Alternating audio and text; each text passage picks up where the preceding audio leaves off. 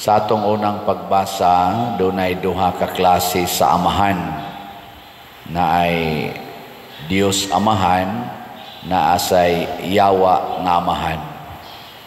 Matud pa sa sulat ni San Juan, ang mga anak sa Dios lahi sa mga anak sa yawa. Lingiyay mong tupad ninakin say imong amahan, ang Ginoo o ang yawa. Way ganahan nga mahimong anak sa yawa. Pulos kita ganahan nga anak tas Ginoo. Pero unsa may timailhan ko nga anak tas yawa, basta magsigi pagitag pakasala. Nalingiyay mong tupad ing naa kay sa ing na. Nya nagay say sala, anak si yawa. Nya unsaon man aron dili makasala, mubiya sa buhat nga yawanon nya mosunod sa sugo sa Ginoo. Muna diri sa tong ebanghelyo, nisunod sila ni Hesus. Ug unsa may nahitabo, giusab ang ilang kinabuhi ni Hesus. Ang una gyung kausaban nga mahimo silang magsasangyaw sa presensya sa Ginoo. Kinsa ninyo dinhi ang magsigig yung sangyaw nga God is present. Taas ang kamot. Na itulo ka buok. Patway siguro. Muni kuwang nato karon kay murag ang Ginoo murag layo. Para nato ba murag layo? Kay nga naman, wa man sad nato siya masinati kayo.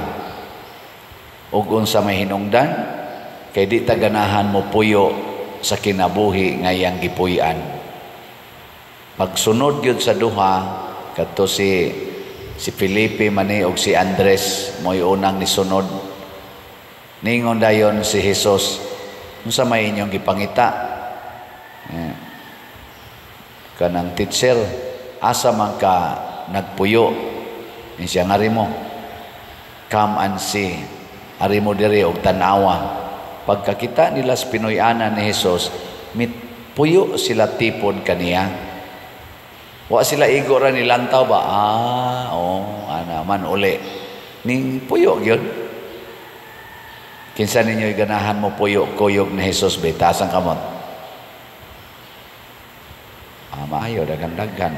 Naipipila wa gyud mo isa. Di mo ganahan mo puyo ni Jesus, dili sad mo ganahan mausab. Di sad ganahan nga mabag-o. Di ba? Day karon, unsa may Pinoy-ana ni Jesus? Una, kabos. Tumang kakabos. Hapit way gikaon, hapit way kahigdaan. Kay matud pa niya, mas may panglanggam kay naay salag ang mga milo na ilungag, pero ang anak sa tao way kahigdaan. Kinsa ninyo dinhi ang ganahan nga mahimong kabos? Tasa kamot. Jutay na lang. Ana. Sunod, unsa may kinabuhi ni Jesus? Kinabuhi sa pag-antos. Ningon siya, mianhi ko aron pag-antos, aron maluwas ang katawhan. Kinsa ninyo'y ganahan nga magsigig yung antos kada adlaw. Mas kamot. Duha na lang kabuo ang klaro. Unya, ang ikatulo nga buhat ni Jesus mao ang pagpakamatay para sa mga makasasala. To love and to die for enemies. Sige, kinsa ninyo'y ganahan magpakamatay para sa inyong mga kaaway. Tasa kamot. Duha na lang kabuk ang ni Isa. Mauna, ang mga apostoles nga gikuyog ni Jesus ug ang mga santos nagpakita niining 10 kadagkong matang sa kinabuhi nga gipuy-an ni Hesus. Pero katong ni Isa, kisay gustong makabos, di magi mamalit og slot kada semana. Di magi mo mupalit og slot kada semana, kay hadlok mo anay kwarta. Nya, ganahan ko nung makabos. Istorya. Kanang-ganahan magantos na yaw-yaw magani mo, di lang kapanglaba inyong anak, di lang mo bangon, yaw-yaw naman gani. Nya ganahan din mo antos, na aday magantos nga magyaw-yaw. Samot na tong pagpakamatay. Mangingon mo simbako. Unya igsakay nimo sa eroplano, makras ang eroplano, simbako. Igsakay nimo ros motor, matumbang motor, nya maparok ka gater imong simbako. Ana man gani. No? Ona, klarohon atong check ang atong kasing-kasing. Kay ang sukdanan sa Ginoo dili ang external natong mga actions. Matud pa ni Kristo, ang inyong mga bakba o ang inyong mga kamot nagdaig kanako. Siging isa. Praise the Lord. You are my King, you are my God. Ambak-ambak pa. Bakba, siging praise the Lord. Pero matud pa ni Kristo, ang inyong kasing-kasing halayo kanako. Kay ngano man, dili mo ganahan mo biya sa sala. Ang sala maonay timailhan nga ato panggipangga ang yawa. Kay wa kunoy anak sa Dios nga magpakasala. Nya kita ra ba kusuketang moingon imposible di maguna kalikayan ang sala.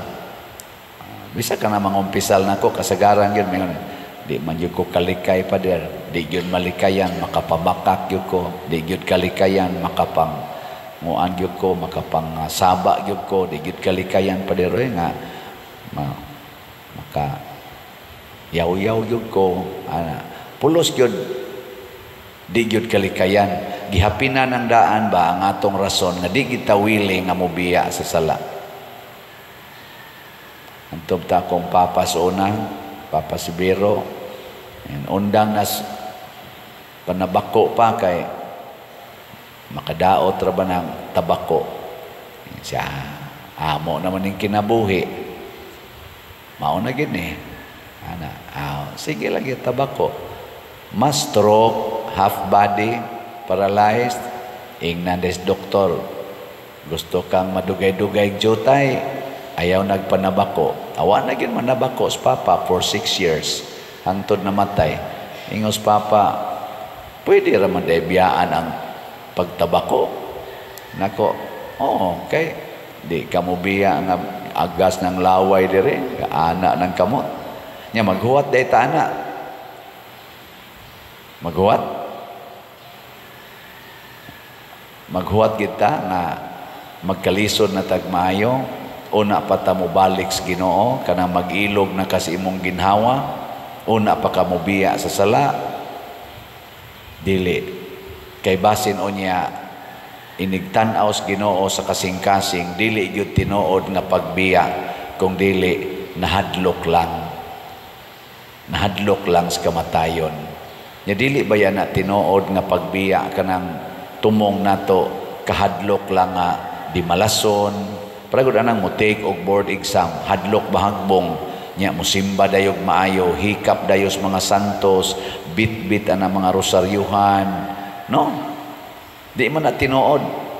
Di man na change of heart. Change of emotion. Hadlok ba? Para karon, bago pa lang nangakras ang eroplano, inigsakay sa eroplano, daghan kay magrosaryo. Kaya sunan kang mukras na sana. Sige, rosaryo. Pero mawa na sa limot-limutan. Di magrosaryo, matugra. Ano na siya? Muna, ang nindot yun, isintro nato ang atong kinabuhi diha gyud sa pagbuhat unsay gusto ni Kristong buhaton. Gilingay mong tupad. Ing na sugod karon din ako maningil og utang. Na tibuok 2025 din ako maningil og utang. Ano ba? Buhat mo nas Ginoo. Nya moingon sad na imong tupad, ako sad tibuok 2025 din agyud ko mangutang. Ana. Ndot no. Labaw na gyud moingon na imong tupad. Tibuok yung 2025. Kada semana palit kog slot. Ana.